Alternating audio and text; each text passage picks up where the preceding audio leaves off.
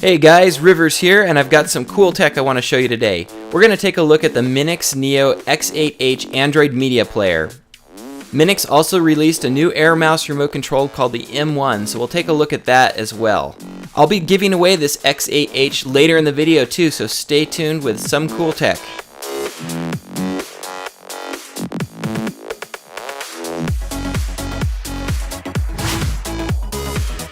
Aw yeah! Welcome to my full review of the MINIX NEO X8-H Android media player. First, let's take a quick look at what comes in the box. So it comes with an infrared remote control, manuals, HDMI cable, USB cables, and a quality 5V 3A power supply. I also have the M1 Air Mouse remote control. Right now you can get this mouse with the X8 as a promotion, but normally it's sold separately. This remote is really nice because it has an Air Mouse function, plus it has all the Android function buttons, and it uses RF, so you don't need to point it at the X8 to make it work. Probably the best thing about the M1 though is the range. I've tested it from about 30 feet away and it works great. You can see here I'm using the mouse from the other room. The M1 also includes a built-in rechargeable battery which can be recharged via micro USB cable. You can see the port here next to the on-off switch.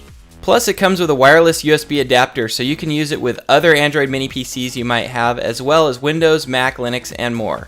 Here you can see it's super responsive in Windows. Anyways, I'll add a link to the M1 in the description down below. Now let's take a closer look at the X8-H Android media player. So inside it's got a new AM logic processor, the S802H. The H means this processor has support for Dolby Digital playback. This is an A9 based processor, but it's much faster than the Rockchip 3188 that we've seen so many times before. It works especially well for HD video playback. It's also got a new graphics processor which is 8 cores instead of 4. It's a huge improvement because it now just rips through HD video and even 4K video. It also comes with Android 4.42 KitKat, and it's got a dual band Wi-Fi chip and antenna that work really well to get good reception.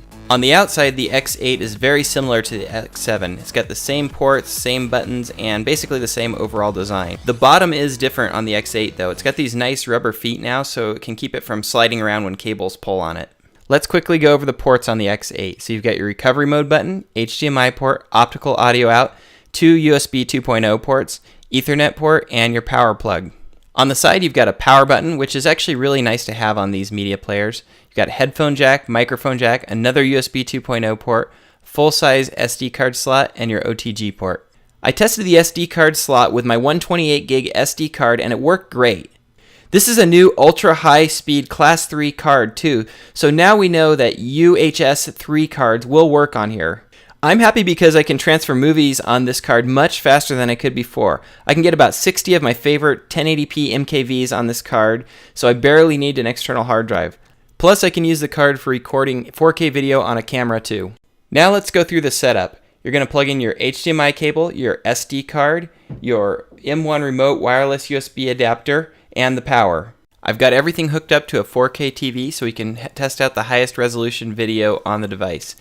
My TV is the LG UB8500, which is actually an amazing TV, but this Android media player will make it even better. So this is what you'll see the first time you start up the HX8.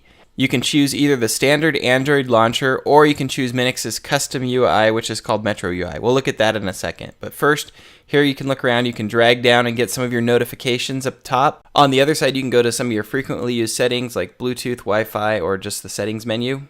Let's take a quick look at some of the display settings on here, and then I'll show you how I customized it out. So under display, if you leave this guy at on, then it will just default to 720p. But turn it off and you can go to 1080p or all the way up to 4K resolution in different refresh rates depending on what you want to have on your TV. Now let me show you my favorite way to configure an Android media player. I installed Next Launcher 3D plus a theme called Project Hera by Bionic Themes. The theme costs a couple bucks, but you get hundreds of icons that look awesome. This way all your icons match. I did this to celebrate the release of the LG G3 because I think the icons look kind of like the G3's icons. Anyway, I'll add links to all the software I use in the description down below. The camera app on the X8 works really good. I've got the Logitech C525 and I have no problems at all. Nice and smooth video. Now let's get back to that custom launcher I talked about earlier, the Metro UI.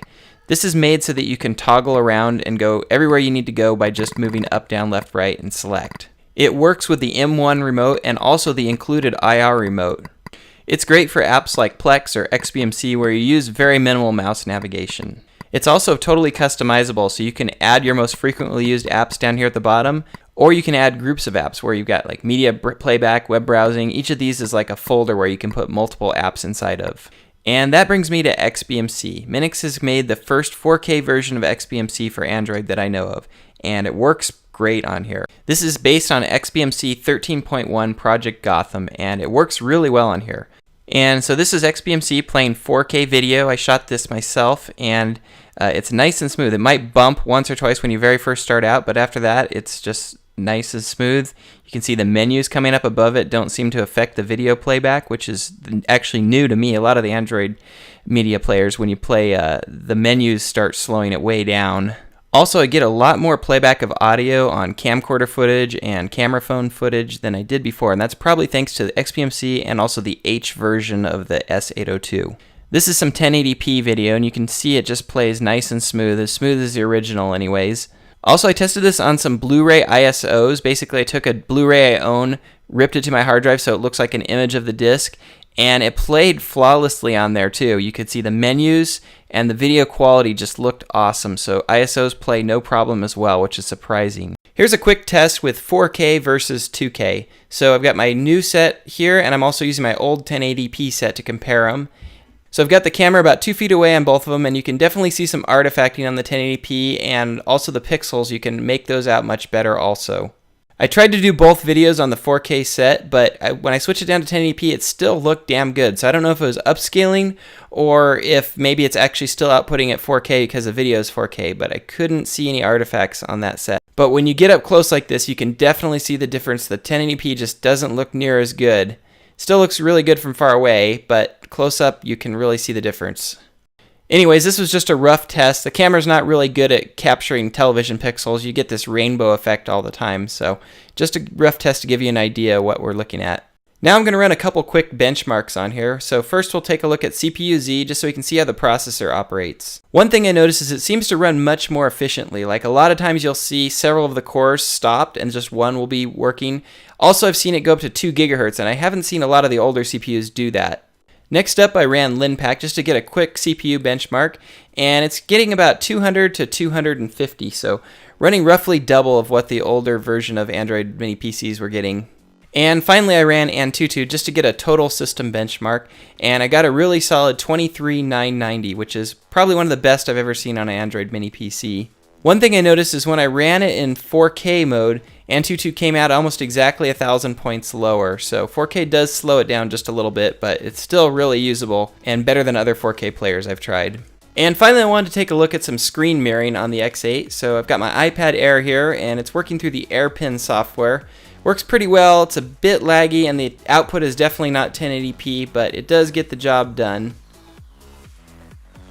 To mirror using Android, I used the built-in Miracast app instead of the AirPin software like I used for the iPad.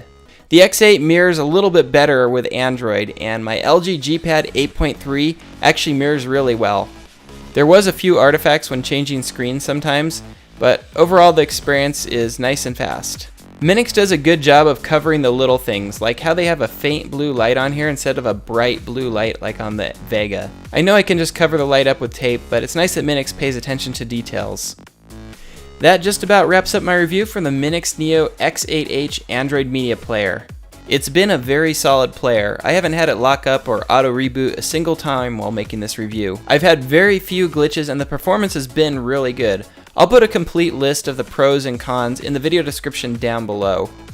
Actually, there is one more thing before I go. I want to give away the X8 in a contest. All you have to do to enter is be a subscriber to Some Cool Tech on YouTube and add a comment down below.